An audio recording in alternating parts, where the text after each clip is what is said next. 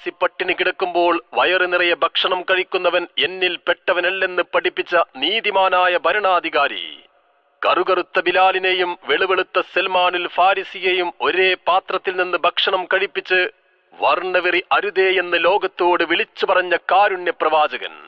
മദീനയുടെ രാജകുമാരൻ മുത്തുനബി സല്ലല്ലാഹു അലൈഹി വസല്ലമ തങ്ങളുടെ ജന്മദിനം ആനന്ദകരമാക്കിയ ആഘോഷയാത്രയാണ് ഇതുവഴി കടന്നു വരുന്നത്. പ്രവാചക പ്രേമത്തിന്റെ തേനൂറുന്ന ഭാഷക്ക് ഇമ്പമാർന്ന ഈണം നൽകുന്ന കുഞ്ഞു കിടാങ്ങളുടെ ഗാനാലാപനത്തിന്റെയും മനോഹരമായ ദഫ്മുട്ടിന്റെയും അകമ്പടിയോട് അല്പസമയത്തിനകം ഘോഷയാത്ര ഇതുവഴി കടന്നു വരികയാണ്. ആശീർവദിക്കുക, അനുമോദിക്കുക, അനുമോദനത്തിന്റെ പൂച്ചെണ്ടുകൾ അർപ്പിക്കുക പ്രിയമുള്ളവരെ.